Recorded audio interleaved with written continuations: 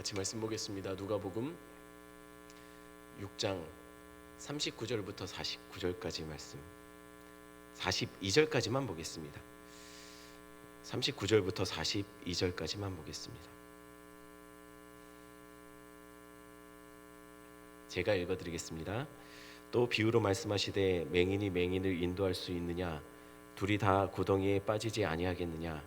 제자가 그 선생보다 높지 못하고 무릇 온전하게 된 자는 그 선생과 같으리라. 어찌하여 형제의 눈 속에 있는 티를 보고 내 눈 속에 있는 들보는 깨닫지 못하느냐? 너는 내 눈 속에 있는 들보를 보지 못하면서 어찌하여 형제에게 말하기를 형제여 나로 내 눈 속에 있는 티를 빼게 하라 할 수 있느냐? 외식하는 자여 먼저 내 눈 속에서 들보를 빼라. 그 후에야 내가 밝히 보고 형제의 눈 속에 있는 티를 빼리라. 아멘. 기도하겠습니다. 하나님, 오늘 하루 궂은 날씨 속에서도 하나님 우리 성도들 기도의 자리를 지키며 하루의 시작을 주님 안에서 주님과 함께 시작을 합니다. 하나님, 이 한 날 하나님께서 아버지 하나님 정말 마음껏 동행하여 주시고 하나님과 함께 교제하는 시간들로 우리 성도들 아버지 하나님 그런 날 될 수 있도록 주여 붙잡아 주시옵소서. 아버지 하나님 길이 많이 미끄러운데 혹여나 우리 성도들 오가며 아버지 하나님 안전사고 일어나지 않도록 하나님 지켜주시는 은혜가 있기를 간절히 소원합니다.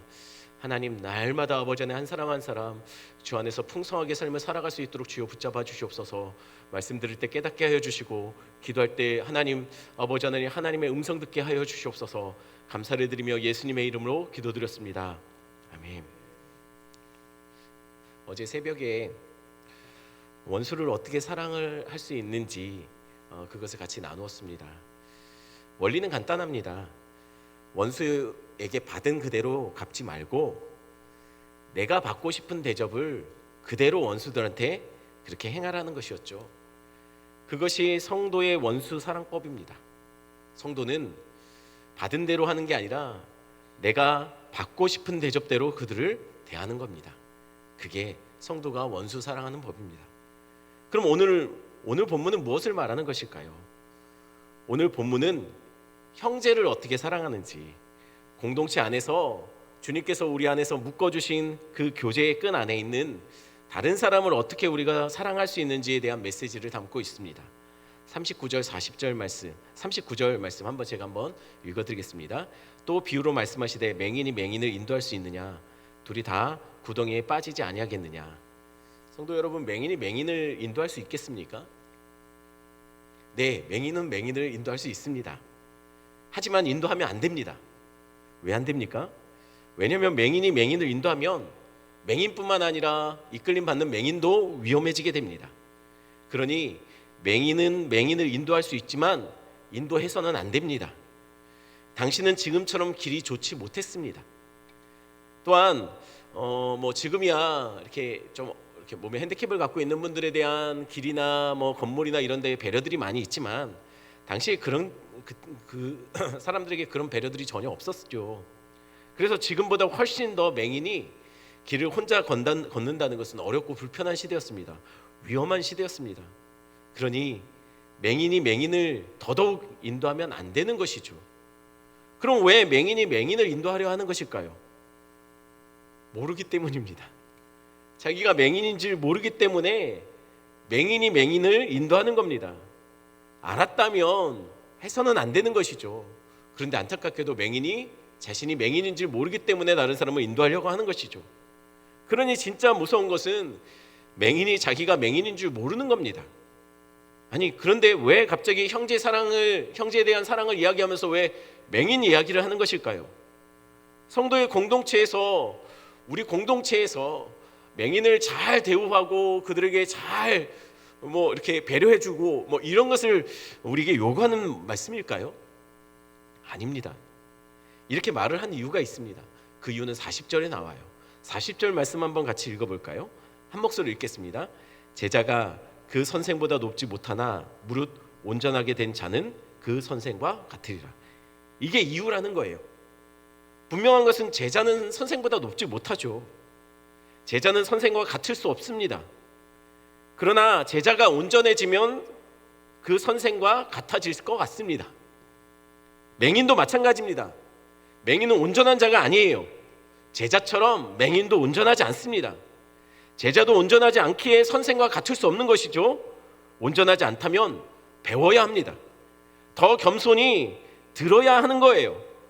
선생처럼 온전하다고 여겨서 다른 사람을 끌고 가고 가르치려고 하면 안 된다는 거예요. 제자는 제자의 위치에서 겸손히 배워야 한다는 것이죠. 제자가 온전하다고 여겨서 누군가의 선생처럼 다른 사람을 끌고 가고 가르치고 하려고 한다 보면 그것이 마치 맹인이 맹인을 이끄는 것처럼 위험하다는 것을 본문이 이야기하는 거예요. 그러니 온전하게 된 자가 선생과 같이 그 누군가를 이끌 수 있다라고 본문이 이야기하는 것이 아니라 누구도 우리는 온전하지 않기에 더 겸손히 제자가 되어야 한다는 것을 말하고 있는 것이라는 거죠. 그럼 누가 온전합니까? 누가 온전해서 다른 사람을 이끌 수 있나요? 41절 42절 말씀입니다. 제가 한 번 더 읽어드리겠습니다. 어찌하여 형제의 눈 속에 있는 티를 보고 내 눈 속에 있는 들보를 깨닫지 못하느냐? 너는 내 눈 속에 있는 들보를 깨닫지 못하면서 어찌하여 형제에게 말하기를 형제여 나로 내 눈 속에 있는 티를 빼게 하라 할 수 있느냐? 외식하는 자여 먼저 내 눈 속에서 들보를 빼라. 그 후에야 내가 밝히 보고 형제의 눈 속에 있는 티를 빼리라. 다른 사람의 티를 보는 사람이 온전한 사람입니까? 다른 사람의 문제점을 잘 발견할 수 있는 사람이 그 사람이 온전한 사람이라고 성경이 말합니까?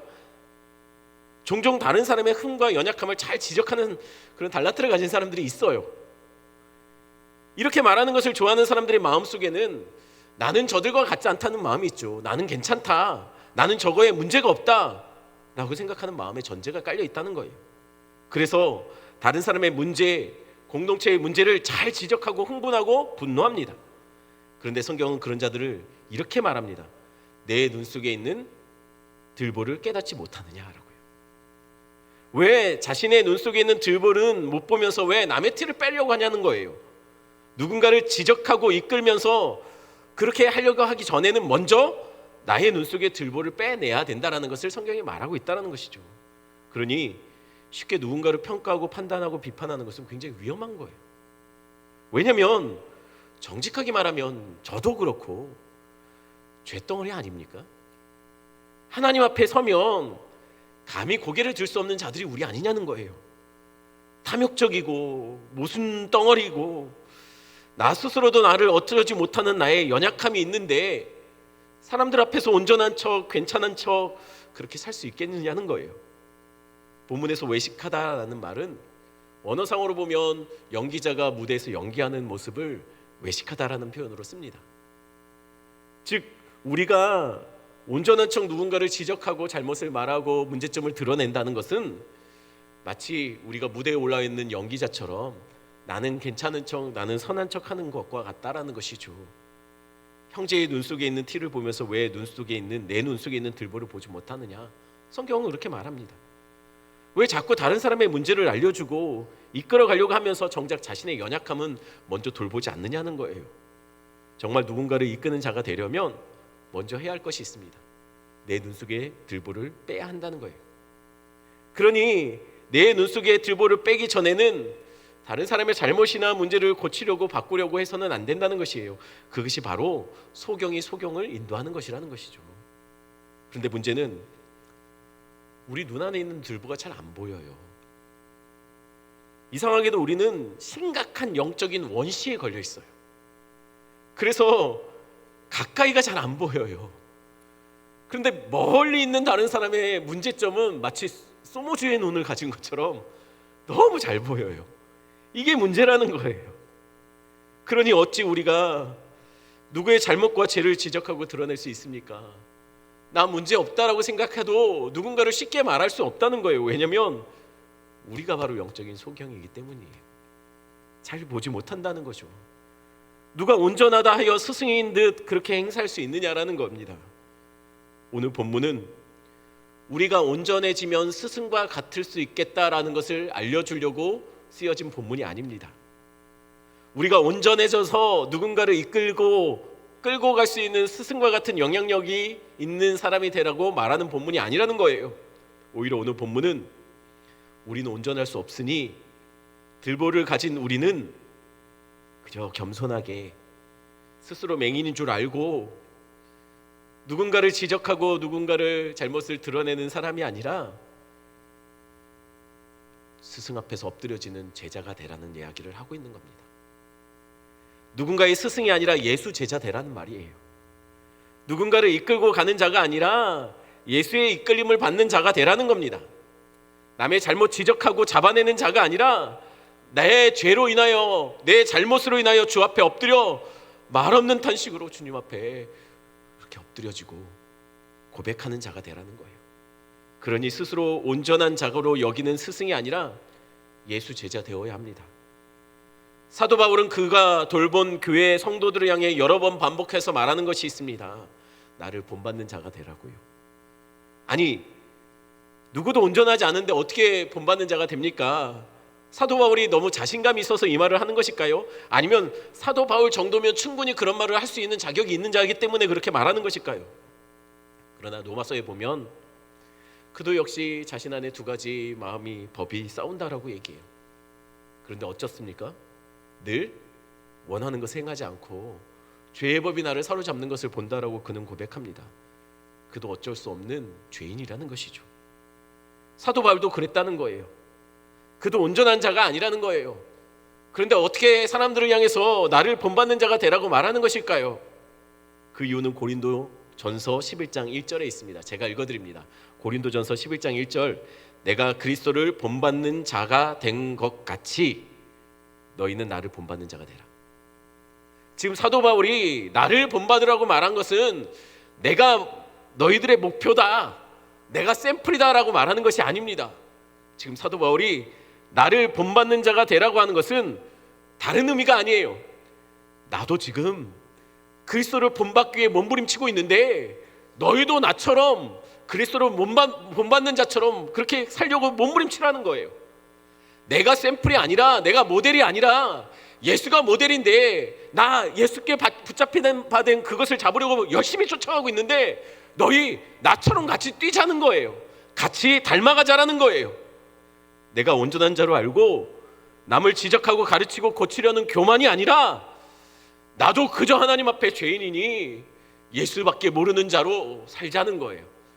내가 가졌던 모든 것 다 내려놓고 예수만 알기로, 예수 그리스도의 십자가와 그의 부활만 알기로 그렇게 결단하자는 거예요.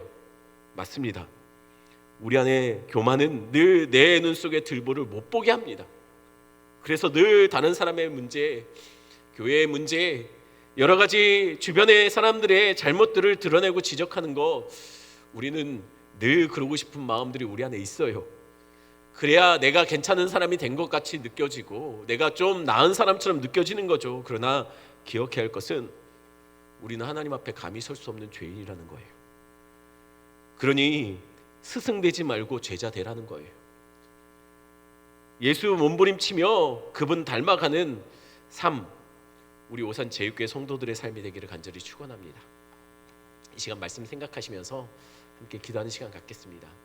또한 계속해서 기도하기는 코로나의 상황으로 많이 어려움 당하고 있는 사람들, 전 세계의 많은 사람들, 또한 의료진들, 정부에서 관련돼서 굉장히 고생하는 많은 사람들 주님 위로해 달라고.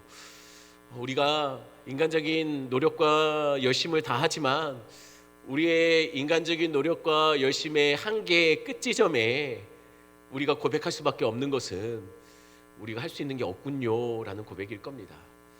인간의 어쩌지 못함 그 순간에 우리는 하나님을 바라봐야 합니다. 이 시간 함께 기도할 때 이 코로나가 전 세계적으로 주는 메시지는 하나님 앞에 하나님의 살아계심과 인간의 나약함들, 그동안 이렇게 발전시키고 열심히 노력했던, 더 잘 살기 위해, 더 좋은 것들로 하기 위해 자연을 파괴하고 그랬던 그 개발들을, 하지만 그 끝지점에서 그럼에도 불구하고 우리는 할 수 있는 게 별로 없다라는 고백이 전 세계 각지의 사람들 입에서 고백되어지며 하나님 찾는 마음, 사람들의 마음속에 가난함이 생길 수 있도록 해달라고 위해서 기도했으면 좋겠습니다. 또한 계속해서 기도할 거는 교회들을 위해서 기도했으면 좋겠습니다. 교회들이 어려운 시간들을 거치고 있는데 오히려 이것이 가정의 예배들이 회복되어지고 오히려 예배의 순도가 높아지는 과정들이 되게 해달라고 위해서 기도했으면 좋겠습니다. 그리고 우리 성도들, 여러분들 생각나시는 성도들을 위해서 기도해 주시고 나라 민족들의 여러 가지 죄악들과 문화적인 악한 문화들을 세워가려는 시도들을 주님 막아달라고 위해서 기도해 주시고 앞에 띄어진 기도 제목 가지고 기도하시다가 자유롭게 돌아갔으면 좋겠습니다. 함께 기도합니다.